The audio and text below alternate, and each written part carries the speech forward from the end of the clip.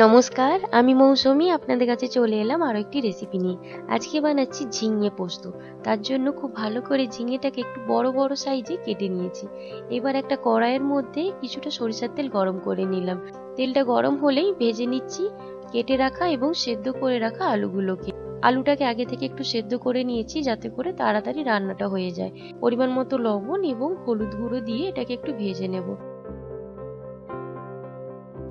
আলুটা প্রায় ভাজা হয়ে গিয়েছে, তো এটা তুলে নিলাম। এবারে এই একই তেলের মধ্যে দিয়ে দিলাম শুকনো লঙ্কা আর দিয়ে দিচ্ছি পেঁয়াজ কুচি। পেঁয়াজ কুচিটাকে বেশ কিছুক্ষণ ভেজে নেওয়ার পরে এর মধ্যে দিয়ে দিলাম শুকনো লঙ্কা বাটা। আপনারা চাইলে অবশ্যই কাঁচা লঙ্কা ইউজ করতে পারেন, তবে বলবো যদি টেস্টের কথা বলেন তবে শুকনো লঙ্কা বেটে ইউজ করবেন, দেখবেন খুব ভালো লাগে। আর যদি স্বাস্থ্যের কথা ভাবেন তবে অবশ্যই কাঁচা লঙ্কা ইউজ করবেন। এবার এর মধ্যে দিয়ে দিলাম টমেটো কুচি আর দিয়ে দিচ্ছি গোটা কাঁচা লঙ্কা। কিছুক্ষণ টমেটোটাকে ভেজে নেব। যখন দেখবো নরম নরম হয়ে গিয়েছে টমেটোটা, তখন এর মধ্যে দিয়ে দিলাম কেটে রাখা ঝিঙেগুলো।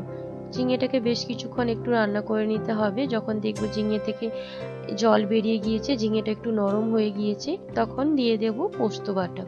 এবার এর মধ্যে দিয়ে দিলাম পোস্ত বাটা।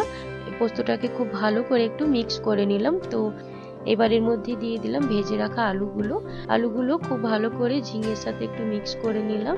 এবার এর মধ্যে দিয়ে দিলাম পরিমাণ মতো জল আর দিয়ে দিচ্ছি স্বাদ মতো লবণ। বেশ কিছুক্ষণ রান্না করে নেওয়ার পরে আমাদের তৈরি ঝিঙে পোস্ত।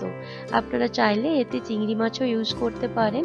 অনেকে অ্যালার্জি থাকার জন্য চিংড়ি মাছ খেতে পারেন না। এভাবেও যদি বানানো যায় তো বেশ ভালোই লাগে খেতে। আপনারাও বানিয়ে দেখুন বাড়িতে। গরম গরম ভাতের সাথে পরিবেশন করুন ঝিঙে পোস্ত। সবাই খুব ভালো থাকবেন, সুস্থ থাকবেন। নমস্কার।